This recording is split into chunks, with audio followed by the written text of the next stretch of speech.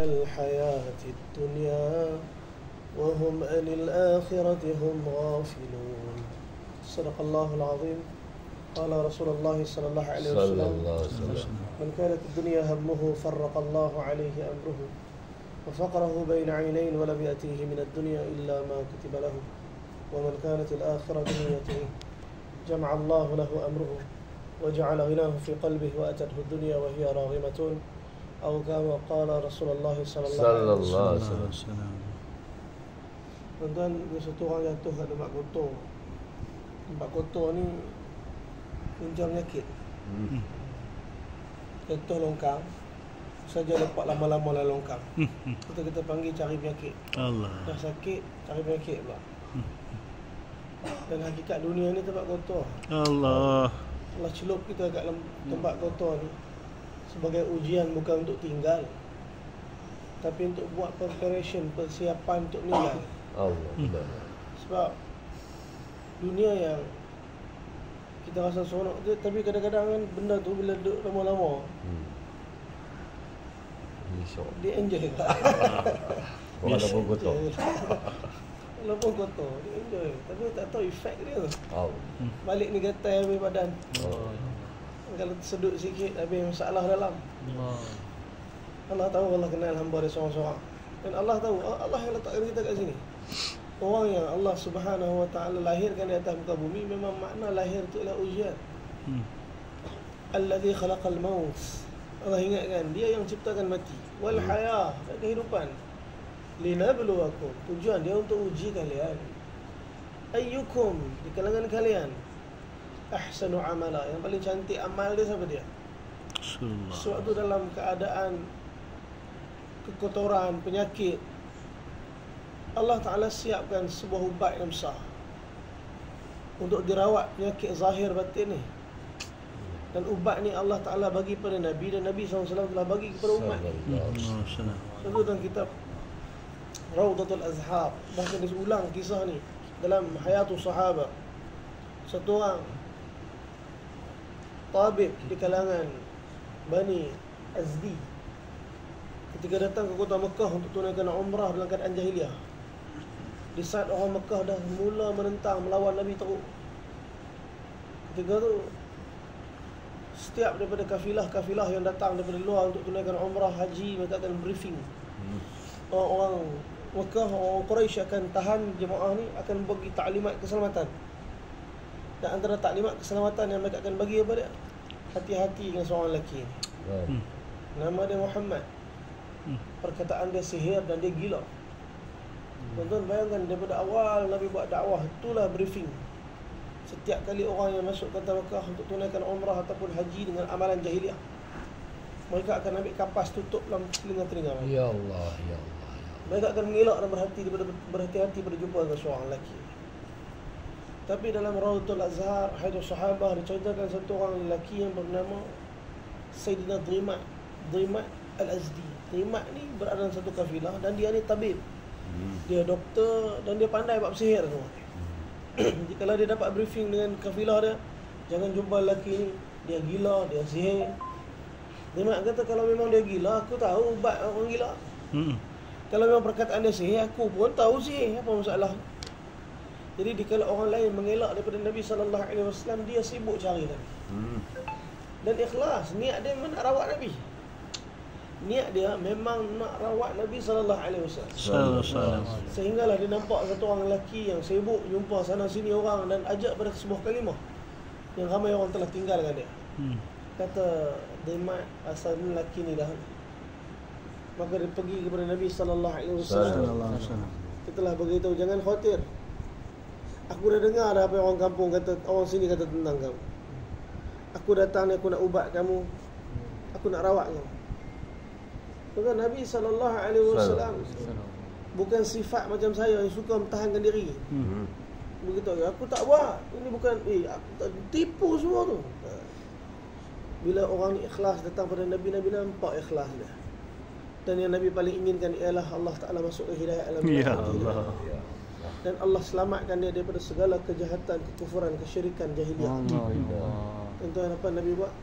Nabi tengok dalam muka dia, Nabi sebut nahmaduhu Allah. wa nasta'inuhu wa nastaghfiruh wa na'udzu billahi min shururi anfusina wa min sayyiati a'malina man yahdihillahu fala mudilla lahu wa man yudlil fala hadiya lahu wa nashhadu an la ilaha illallah wa nashhadu anna Muhammadan abduhu wa rasuluh.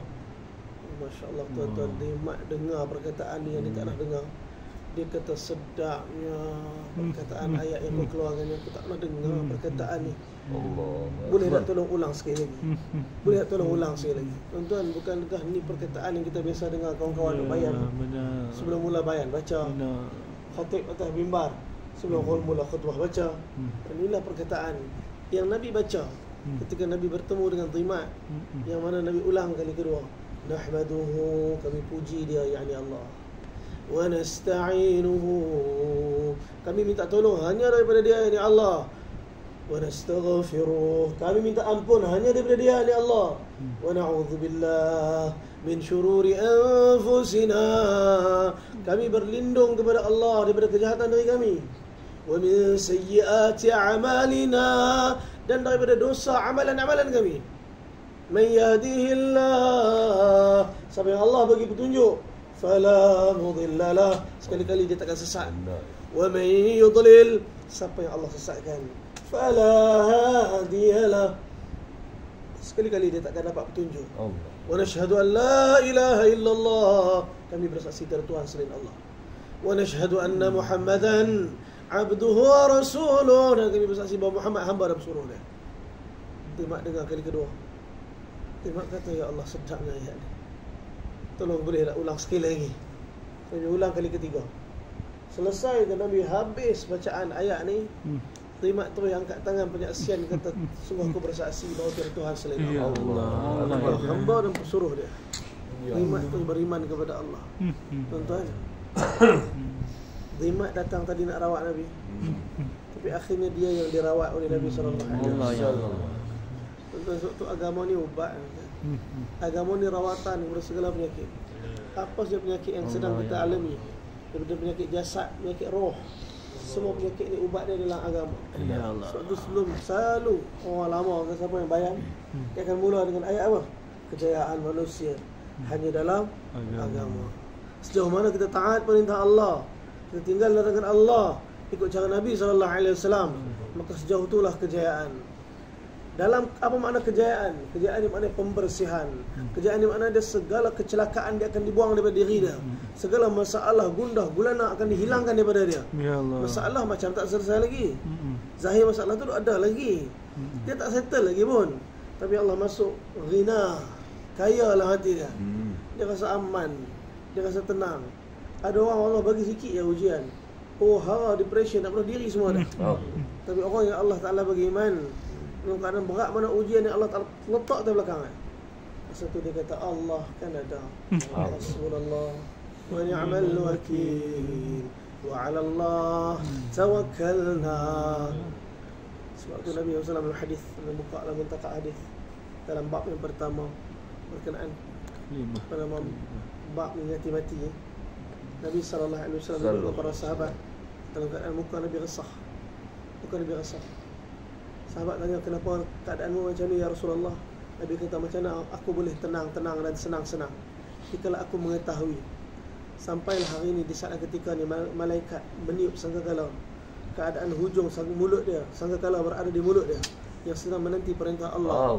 Bila-bila masa yang Allah inginkan, maka akan ditiupkan sangkakala, dihancurkan seluruh dunia. Tuan-tuan, Nabi sendiri meletakkan kepada para sahabat, khawatir tentang Nabi, risau tentang mati ni. Walaupun ramai orang bila stress, tension, depression, dia selalu kata, baik aku mati lah. Apa tu gabra ke कहते हैं मर जाएंगे, मर के बेचैनी खाया तो किधर जाएंगे. Allah. Kita nak mati ya. Dia tak tahu lepas mati tu masalah. Ya Allah. Lagi teruk masalah kat sana. Allah. So ada satu orang Tabi'in. Tuan-tuan, kalau bisa dengar nama Malik bin Dinar rahimahumullah. Malik bin Dinar ni satu orang Tabi'in, tak sempat jumpa Nabi, tapi dia hidup dalam keadaan para sahabat masih hidup lagi.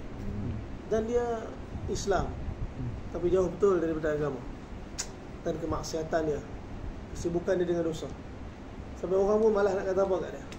Arak ialah minuman kebiasaan dia. Bahkan lebih penting arak daripada air hidup dia. Allah ya. Tuan, satu hari dalam keadaan dia dengan zina dia, dengan arak dia, dengan segala dosa perintah Allah, langsung tak dia peduli kan. Satu hari dia nampak satu orang budak kecil dalam keadaan mabuk. Hati dia terfikir, kalau aku ada anak, alangkah bahagianya hidup ni. Tuan-tuan bayangkan dalam keadaan maksiat, tengah sibuk dengan dosa, Allah kabul doa tu. Kita ni berapa banyak dosa kita buat dalam hidup. Dan berapa banyak kali kita minta ampun kepada Allah, lepas tu kita buat balik dosa tu. Dan kita minta doa kepada Allah, Allah bagi kita lebih daripada apa kita minta dalam doa. Allah Ta'ala, Tuhan yang sentiasa inginkan kebaikan kepada kita. Sebab tu Malik bin Dinar, dia tengok budak kecil tu umur sekitar 10 tahun, dia kata, ish, kalau aku dah anak bahagia. Tuan-tuan, Allah kabul doa tu. Tak lama dia kahwin. Lepas kahwin Allah bagi anak dia. Sebab tu tuan-tuan, hati mula terdetik. Aku yang teruk dengan dosa macam ni, Allah layan macam ni. Dan dia mula bertaubat dan mula dekat dengan Allah. Dia kata, aku mula salat, aku mula jaga puasa, aku mula hidup dengan perintah Allah. Kecuali satu aku tak boleh tinggal benda ni. Kan teruk sangat keadaan kecanduan. Aku tak boleh tinggal arak.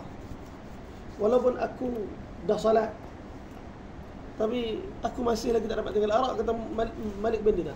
Tuan, anak Allah bagi anak perempuan, dinamakan anak tu Fatimah. Sempurna anak Nabi SAW, supaya dia dapat mencintai anak dia seperti kecintaan Nabi kepada Fatimah Zahra. Anak tu makin membesar sampai umur 10 tahun. Malik bin Dinar kata, adapun aku makin dekat dengan Allah, tapi aku tak dapat tinggal arak juga. Aku minta maaf tuan, kita ni walaupun dah hijrah, ada tabiat-tabiat buruk kita. Ya Allah. Dan Allah bagi peluang kat kita. Bertaubat, nak tinggal, Allah bagi peluang. Allah sentiasa buka peluang. Sampai hujung hayat Allah tahu dia ni nak tinggal. Tapi ujian datang, dia buat balik. Tuan-tuan, Malik bin Dinar, Allah Subhanahu Wa Taala tahu ikhlas dia duduk dekat dengan Allah. Tapi kekuatan dia untuk tinggal perkara yang haram ni tak ada. Dan Allah Ta'ala jadikan satu keadaan, sehinggalah satu hari dia tuang arak dalam cawan. Dia kalau dia dekatkan arak tu pada mulut dia, anak perempuan datang duduk atas riba dia, anak perempuan tu tertolak tangan dia. Ya Allah. Malik bin Dinar kata, wallahi aku berubah pun asbab budak ni. Dan hari ni budak ni telah tolak tangan aku daripada arak ni. Demi Allah, mulai hari ni aku tinggalkan arak ni 10 hari kehidupan lagi. Dan Alhamdulillah, kata Malik bin Dinar, mulai hari tu aku mula tinggalkan arak.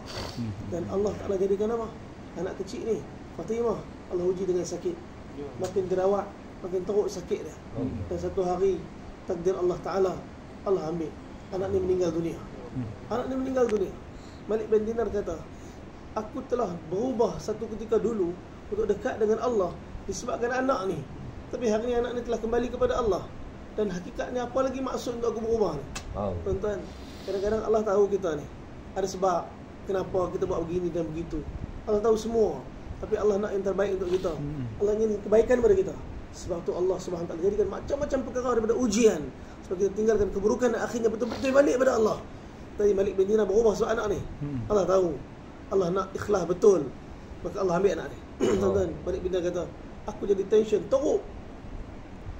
Aku mula makin teruk. Aku minum arak balik. Sebab aku berubah, aku tinggalkan arak, aku dekat dengan Allah sebab anak ni. Tapi Allah ambil anak ni. Aku telah minum arak balik dalam hidup aku. Aku minum hari tu. Sehingga akhirnya aku rebah, aku pengsan dalam keadaan mabuk aku tu. Tuan-tuan, Malik bin Dinar cerita. Dan dia cerita juga, kalau tuan buka dalam kitab Fadilat Sedekah, ada kisah ni. Tuan-tuan, Malik bin Dinar kata, Allah bangkitkan di dalam mimpi tadi. Allah datangkan sebuah gambaran yang cukup menyeramkan dalam mimpi itu. Aku dibangkitkan di sebuah kawasan yang dipenuhi dengan manusia-manusia. Berhimpit aku di antara manusia. Dan aku tak tahu di mana aku. Tak kala manusia berada dalam ketakutan pada keadaan tu. Malik bin Dinar kata, aku kat mana ni? Mahsyar mungkin. Allah bayangkan, Allah Ta'ala gambarkan mahsyar kat dia. Tak kala tu tiba-tiba nama dia dipanggil Malik bin Dinar. Tuan-tuan, nanti di mahsyar kita seorang-seorang akan dipanggil oleh Allah Ta'ala. One by one. Dan setiap daripada kita akan dibentangkan di depan Allah Subhanahu Wa Ta'ala. Yunabba'ul insan, Allah kata akan diceritakan kepada manusia. Yunabba'ul insanu yawma'idhin bima qaddama wa akhar. Allah akan cerita semua. Yang buat Allah cerita, yang tinggal Allah cerita, yang kita sembunyi Allah cerita, yang zahir Allah cerita. Tuan-tuan bayangkan daripada Nabi Adam AS sampai bayi yang terakhir lahir, semua di atas sebuah lapangan. Semua akan melihat cerita kita. Daripada lahir kita sampai mati kita, Allah akan bentang semua. Tuan-tuan, mana letak muka masa tu? Allah. Cair muka, tuan. Kita dah sembunyikan segala perkara daripada pandang mata manusia daripada dosa-dosa kita di dunia. Tiba-tiba Allah bentang semua ke akhirat nanti.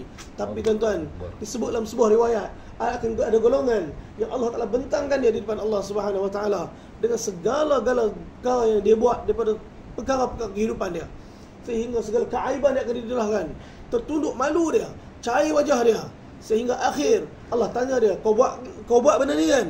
Tak ada, melainkan dia akan kata, ya Allah, aku buat benda ni. Nak kata tak buat tak boleh. Dah Allah tunjuk semua. Kau buat benda ni kan? Dia kata, ya Allah, aku buat benda ni. Sehingga satu persatu ditunjukkan malu dia, cair wajah dia, sehingga akhir Allah kata, wahai hamba aku, daripada semua kesalahan yang kau buat tadi, aku ampun dengan semua dosa.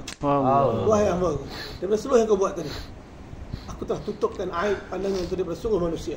Hanya aku bentang pada kau tadi, maka semua aku tak tunjukkan pada mereka tadi. Sebab apa benda itu jadi? Man satara musliman satarahullah fi dunia wal akhirah. Nabi janji kat dunia ni sampai tutup aib saudara dia, Allah tutup aib dia dunia akhirat. Tuan-tuan, apa yang aib yang datang depan kita, tutup dia habis kat kita. Tak perlu kita cerita kat siapa-siapa. Lepas tu kita keluar 3 hari. Sibuk kita dengan Allah Ta'ala, sibuk dosa kita dengan Allah Ta'ala, muhasabah diri kita dengan Allah Ta'ala. Jangan kalut dengan orang lain, jangan sibuk dengan orang lain. Sebab tu bila kita bangun malam tahajud, tuan-tuan, kita bangun, kita tengok semua orang tidur lagi, sangka baik, aku paling last bangun ni. Aku paling last bangun. Orang lain semua dah bangun, aku paling lewat sekali bangun. Ada orang dia rasa dia bagus, dia kata apa semua tak bangun lagi ni. Keluar 3 hari benda ni. Keluar 3 hari tahajud pun tidak. Apa nak jadi? Tuan-tuan, kalau tu adalah hati kita, 3 hari takkan Islam. 3 hari kan habis masa macam tu kita. Tuan-tuan, maksud 3 hari untuk musahabah diri kita, hadirkan hati antara kita dengan Allah Subhanahu Wa Taala. Malik bin Dinar, dipanggil nama dia Malik bin Dinar.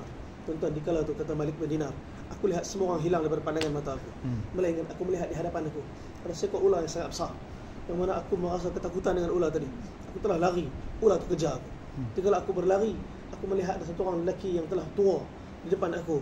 Aku pergi pada lelaki ni, aku kata pada dia, tolong aku, ular ni akan memudaratkan aku, menyakitkan aku, tolong aku. Lelaki tu kata, aku ni dah uzur, aku dah tua, aku tak boleh tolong kamu, kamu cari orang lain. Malik bin Dinar kata, aku sambung lari dan ular tu terus kejar aku. Aku patah balik dekat lelaki tua tadi, sebab aku dapati tak ada siapa kat sini melainkan hanya dia. Aku sampai dekat dia, aku kata, pakcik, tolong aku dah tak ada orang nak minta tolong ni, melainkan seorang yang dekat sini, tolonglah aku. Pakcik tu kata, aku tak boleh, aku orang tua. Kalau kau nak minta tolong, kau pergilah dekat kawasan, mungkin di belakang sana akan ada orang yang akan tolong kau. Malik bin Dinar lari arah yang tunjuk, pakcik tu ditunjuk, sampai di satu kawasan.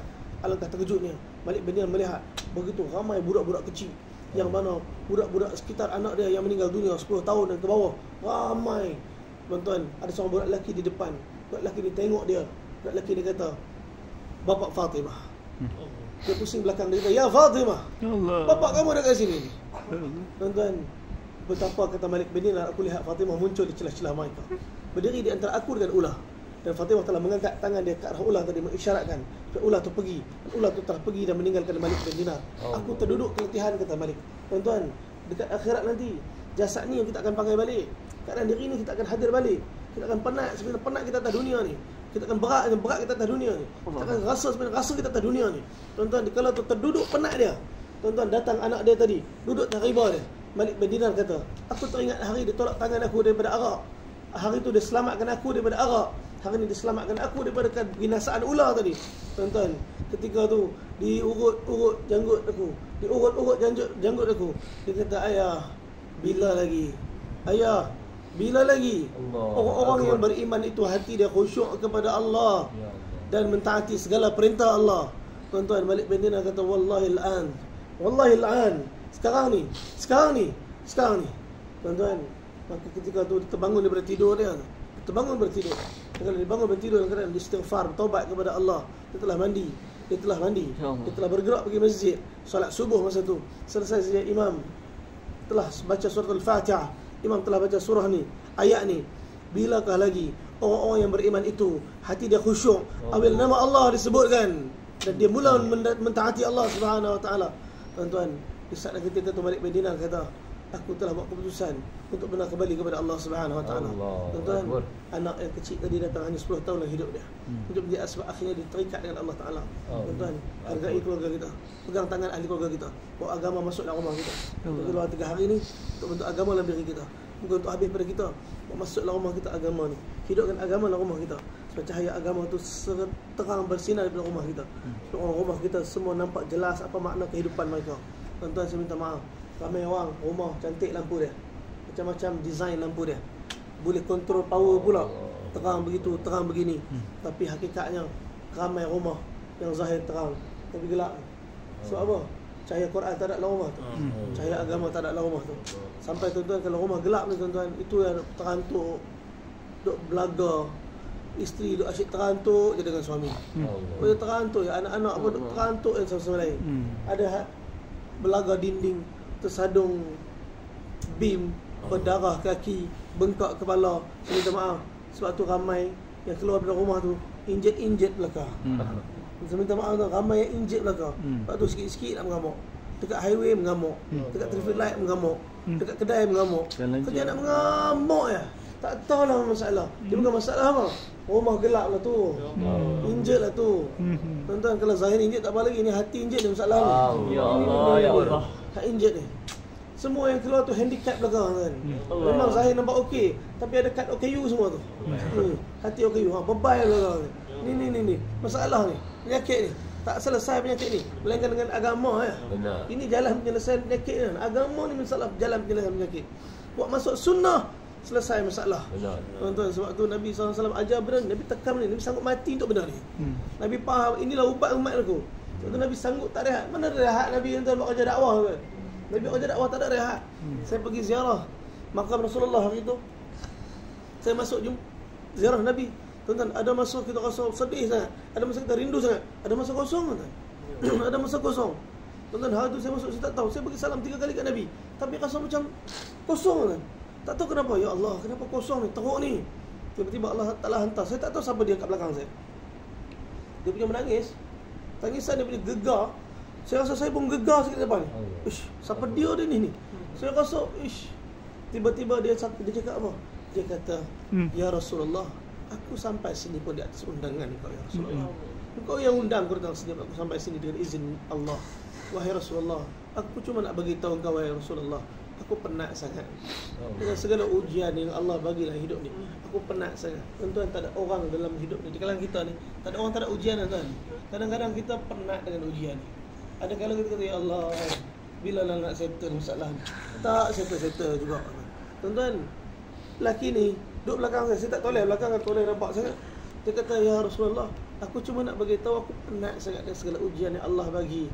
Wahai Rasulullah, tapi aku malu sebenarnya nak beritahu penat ni, sebab aku tahu engkau amir kepada segala kepenatan. Engkau ni ialah ketua daripada orang-orang yang penat. Apa benda yang tak berlaku dalam hidup engkau? Apa ujian yang Allah tak bagi pada engkau? Ya Rasulullah, kami umat ni tahu yang kau penat ya Rasulullah. Sebab tu aku malu nak beritahu. Cuma aku beritahu juga kerana aku harap sebab kepenatan ni Allah himpun dengan kita dekat syurga paling tinggi. Tuan-tuan, dia harap apa? Asbab penat tu Allah himpun syurga paling tinggi. Tuan-tuan, bukan senang tuan. Allah uji kita dengan macam-macam ujian. Masalah rumah tangga, masalah rezeki, masalah harta, masalah hubungan kawan-kawan. Ini semua goncangan-goncangan yang kadang-kadang kita rasa, Ya Allah, bila lah nak settle masalah ni? Ya Allah, penatnya. Ya Allah, tolonglah.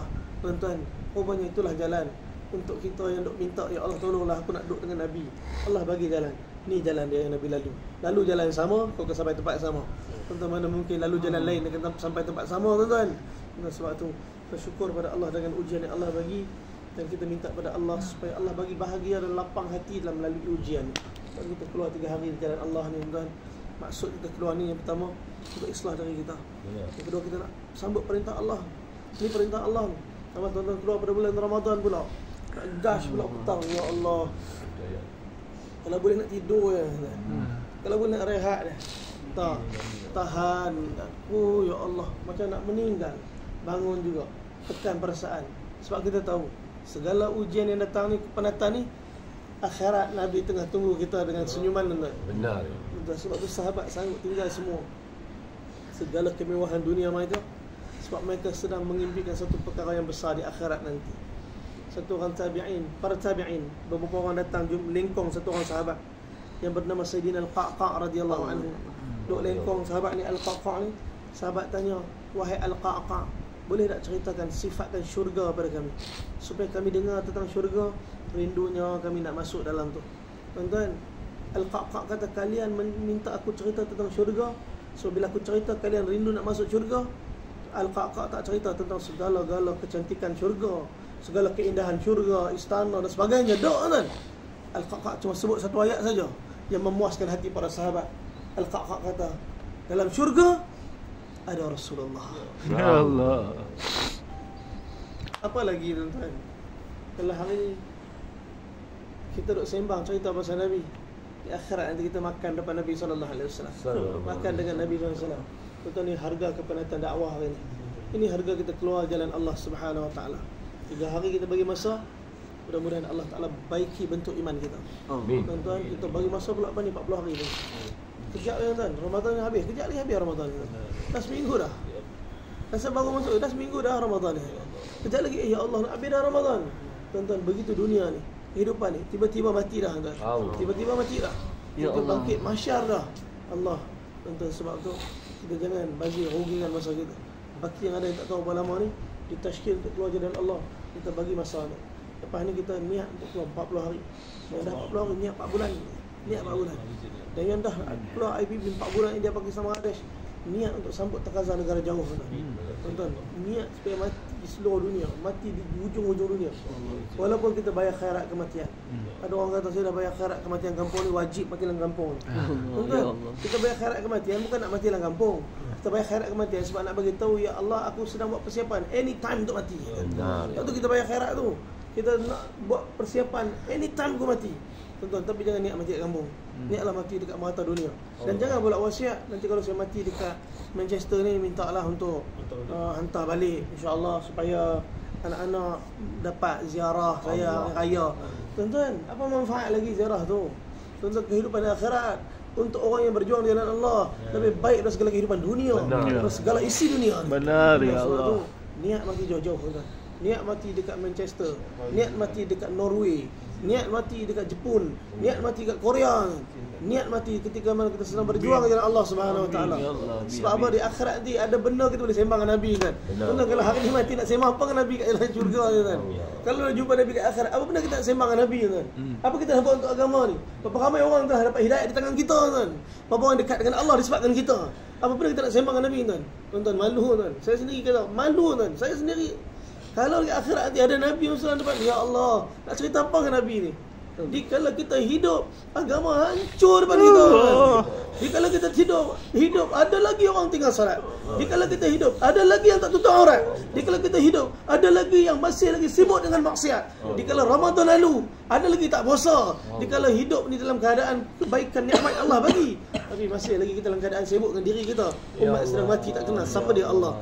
Sebab tu kita keluar jalan Allah Ta'ala ni, bentuk bimbang risau ni. Bangun malam nangis tuan, sebut nama umat ni, sebut nama umat ni Allah.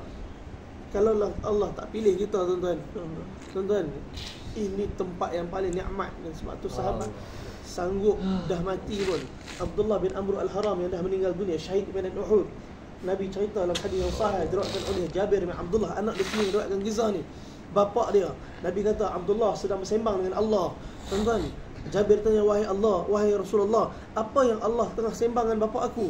Nabi beritahu, Allah tanya kepada Abdullah, ayah kamu, apa yang kamu nak, minta aku bagi. Selesai dah hidup dunia. Tuan-tuan, apa permintaan Abdullah? Bukan nak syurga, bukan nak itu dan ini. Abdullah bin Amr al-Haram kata, wahai Allah, aku cuma nak minta, tolonglah hidupkan aku sekali lagi untuk aku syahid di jalanmu sekali lagi. Tuan-tuan, nak hidup lagi sebab nak keluar lagi. Ya Allah. Bukan nak hidup nak himpun harta tak, nak hidup nak keluar lagi. Nak hidup nak bagi masa untuk agama lagi. Nak hidup nak syahid lagi.